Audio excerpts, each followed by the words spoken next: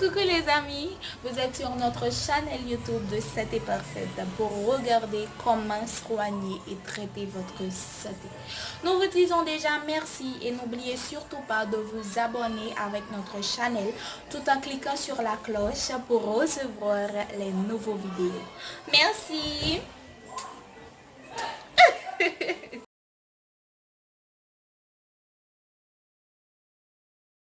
Merci encore Johanna pour la présentation et bonjour les amis de Santé Parfaite encore une fois. Les 8 maladies qui attaquent le plus le système immunitaire. Les maladies qui attaquent le système immunitaire sont un groupe de pathologies graves, la plupart ont une évolution chronique, qui peut entraîner la mort si elles ne sont pas diagnostiquées à temps. Le système immunitaire est un réseau de molécules, de cellules et de tissus responsables de la protection du corps contre les agents étrangers. Cependant, il existe des pathologies qui altèrent son fonctionnement et peuvent entraîner la mort. Voulez-vous savoir quelles sont les 8 maladies qui attaquent le plus le système immunitaire? Nous vous le dirons. Les principaux composants du système immunitaire sont les anticorps, les globules blancs, neutrophiles, basophiles, éosinophiles et lymphocytes, et le système du complément. D'autre part, il existe des organes lymphatiques principaux et périphériques, tels que le thymus, la moelle osseuse, les ganglions lymphatiques et la rate, responsables de la production de cellules et jouant le rôle de sentinelle. Malheureusement, le système immunitaire est incapable de faire face à tous les agents envahisseurs.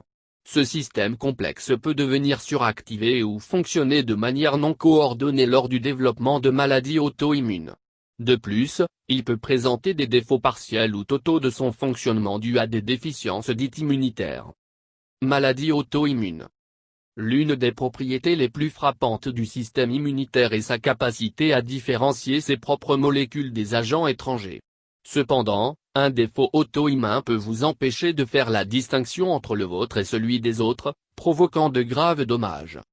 Actuellement, 80 pathologies liées à des maladies auto-immunes ont été identifiées dans lesquelles le corps attaque ses propres organes sains. Selon un article scientifique, la prédisposition génétique n'est pas absolue, car chez les jumeaux homozygotes elle ne dépasse pas 50 à 60%. Les symptômes peuvent être divers et variés en fonction de l'organe affecté, avec des symptômes d'inflammation et de douleur caractéristiques de la plupart de ces troubles. Le traitement médical vise à réduire l'activité du système immunitaire et à soulager les symptômes. 1. Polyarthrite rhumatoïde, PR.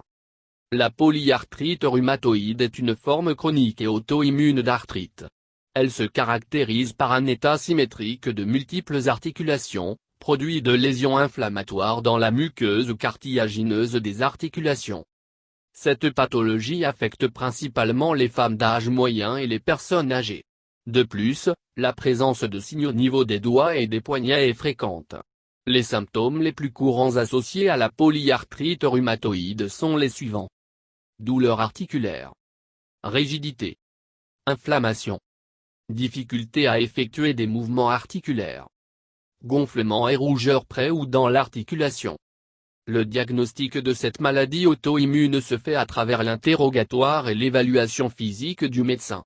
De plus, des tests sanguins et des radiographies peuvent être demandés comme tests complémentaires. Femme atteinte de polyarthrite rhumatoïde. La polyarthrite rhumatoïde provoque des douleurs articulaires et une inflammation des articulations. 2. Psoriasis. Le psoriasis est une pathologie dermatologique inflammatoire causée par une surstimulation immunitaire des kératinocytes épidermiques de la peau. Cela les amène à se reproduire et à s'accumuler, provoquant des blessures typiques. Le psoriasis se présente sous forme de plaques et de papules aux arêtes vives recouvertes d'une desquamation argentée. De même, ils peuvent être accompagnés de démangeaisons ou de picotements et apparaître dans les zones suivantes. Coudes et genoux. Sacrum, fesses et organes génitaux. Sourcils et cuir chevelu. Aisselles et région périanale. Le diagnostic médical est basé sur la forme, l'apparence et la distribution des lésions cutanées à l'examen physique. De plus, elle doit être différenciée des autres pathologies, telles que la dermatite séboréique, le lupus et la dermatophytose. 3. Diabète sucré de type 1, DM1. Le diabète de type 1 ou insulinodépendant est une forme de diabète causée par une attaque auto-immune du pancréas. Cela provoque la destruction des cellules bêta des îlots pancréatiques responsables de la production et de la sécrétion d'insuline. L'étiologie qui explique son apparition mêle prédisposition génétique et exposition à divers facteurs environnementaux. De même, il apparaît avant l'adolescence et chez les jeunes adultes avec des symptômes associés à un déséquilibre de la glycémie. Les symptômes sont les suivants. Besoin excessif de boire de l'eau, polydipsie. Miction fréquente, polyurie. Faim inexpliquée, polyphagie. Perte de poids. Des blessures qui guérissent lentement. Cette maladie doit être diagnostiquée et traitée à temps pour éviter ces complications multisystémiques possibles. En ce sens, il peut provoquer des dommages aux reins, à la rétine, aux nerfs et au système cardiovasculaire. 4. Lupus érythémateux disséminé, LED. Le lupus est une maladie inflammatoire chronique à étiologie auto-immune, produit de l'attaque et de l'adhérence des cellules immunitaires à divers tissus. Ceux-ci comprennent la peau, les articulations, les poumons, les reins, le cœur, les nerfs et les vaisseaux sanguins. C'est l'une des maladies qui attaque le plus le système immunitaire, avec plus de 5 millions de personnes touchées dans le monde, selon la Lupus Foundation of America. En outre, la majorité des cas concernent des femmes en âge de procréer, entre 15 et 44 ans. La présentation clinique est variée et peut apparaître de manière aiguë avec de la fièvre et des manifestations cutanées ou progressivement avec des douleurs articulaires et un malaise général. Cependant, on estime que la polyarthrite et la dermatite sont les manifestations cliniques les plus courantes. 5. Sclérose en plaques, CEP. La sclérose en plaques est une maladie auto-immune caractérisée par la destruction de la gaine de myéline qui recouvre les nerfs qui proviennent du cerveau et de la moelle épinière. Cette démyélinisation s'accompagne de plusieurs changements neurologiques progressifs, avec des intervalles de rémission et d'exacerbation. De même, il apparaît généralement chez les femmes entre 20 et 40 ans. La présentation clinique décrit des lésions graves du système nerveux central, reflétées par les symptômes suivants. Altération de la sensation aux extrémités, au tronc et au visage. Faiblesse musculaire. Rigidité du moteur. Fatigue inexpliquée. Perte de vision et vision double. Le diagnostic de la sclérose en plaques repose sur la présence des symptômes décrits de manière intermittente. De plus, en raison de suspicions cliniques, l'imagerie par résonance magnétique de la moelle épinière et du cerveau est utilisée en raison de sa haute sensibilité. Troubles de l'immunodéficience. Les immunodéficiences sont un ensemble diversifié de pathologies capables d'affecter la capacité du système immunitaire à se défendre contre les agents nocifs. Par conséquent, un individu immunodéprimé est susceptible de développer facilement des infections bactériennes, fongiques et parasitaires. De même, les troubles de l'immunodéficience peuvent endommager n'importe quelle partie du système immunitaire, les lymphocytes T et B étant les types de globules blancs les plus touchés. Selon leur étiologie, ces troubles peuvent être classés en immunodéficience primaire et secondaire. Les déficits immunitaires primaires ou congénitaux sont ceux liés à la charge génétique d'un individu, c'est pourquoi ils apparaissent à la naissance. En revanche, les déficits immunitaires secondaires ou acquis sont ceux qui apparaissent tout au long de la vie, le plus souvent comme une complication d'une autre maladie. Le traitement de ces troubles de l'immunodéficience peut varier selon la cause. Cependant, il vise à augmenter les défenses et à protéger l'organisme avec des composés exogènes.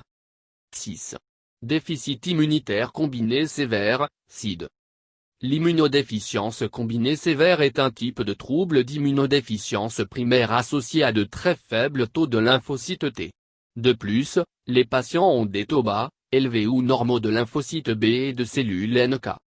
Cette pathologie est produite par une mutation dans plusieurs gènes récessifs, liés au chromosome X ou autosomique récessif.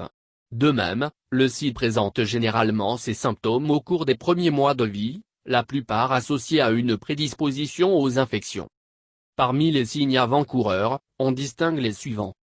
Antécédents familiaux de déficit immunitaire ou de décès de nourrissons dus à des infections. Insuffisance pondérale et retard de croissance.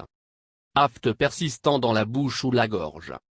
Infections qui ne résolvent pas avec un traitement antibiotique pendant 2 mois. La suspicion clinique est confirmée par un test sanguin complet avec différentiel de globules blancs et nombre d'immunoglobulines. Le traitement comprend des soins palliatifs avec remplacement d'immunoglobulines intraveineuses. De plus, la greffe de moelle osseuse est également recommandée chez les patients mineurs. 7. Insuffisance temporaire. Les déficiences temporaires du système immunitaire sont celles présentes chez les patients immunodéprimés en raison de l'exposition à des agents externes ou de la consommation de certaines substances. En ce sens, la suppression du facteur de déclenchement peut inverser les effets dépresseurs. Cette condition survient dans la plupart des cas en raison de la consommation de médicaments qui affaiblissent ou modifient l'activité du système immunitaire. Ceux-ci comprennent les corticostéroïdes, tels que la prédnisone et la dexaméthasone. De plus, il en existe d'autres comme l'hydroxychloroquine, la sulfasalazine et le méthotrexate. De même, il existe des thérapies médicales qui peuvent engendrer comme effet indésirable un déficit des capacités du système immunitaire. C'est le cas des chimiothérapies administrées pour le traitement des processus néoplasiques. La radiothérapie pour le cancer endommage le système immunitaire. Les traitements des néoplasmes affectent la réponse immunitaire en tant qu'effet indésirable associé. 8. Syndrome d'immunodéficience acquise, SIDA. Le syndrome d'immunodéficience acquise est une maladie causée par un rétrovirus appelé virus de l'immunodéficience humaine, VI. C'est l'une des maladies qui attaque le plus le système immunitaire avec un total de 38 millions de cas en 2019, selon les données de l'Organisation mondiale de la santé, OMS. En ce sens, le sida est produit par une attaque massive du virus sur le système immunitaire, l'affaiblissant et provoquant un trouble d'immunodéficience à long terme. Par conséquent, la personne infectée a généralement une plus grande prédisposition aux processus infectieux et tumoraux. Le virus peut être transmis par exposition à divers liquides, tels que le sang, le sperme, le lait maternel et les sécrétions vaginales. Ces symptômes varient selon le stade auquel il se trouve, selon un article de 2014. L'évolution dépend du diagnostic et du temps de traitement. Malheureusement, il n'y a pas de remède. Cependant, le traitement rétroviral aide à contrôler le virus et à prévenir la transmission à d'autres personnes. Puis-je me renforcer pour éviter les maladies qui attaquent le plus le système immunitaire? Malgré le fait que le système immunitaire soit prêt à faire face à des millions de menaces, il est important d'apprendre à en prendre soin et à le maintenir dans des conditions optimales. En ce sens, nous pouvons offrir un coup de main au corps grâce à de petits changements de mode de vie. Un régime alimentaire adéquat est l'un des éléments essentiels du renforcement du système immunitaire.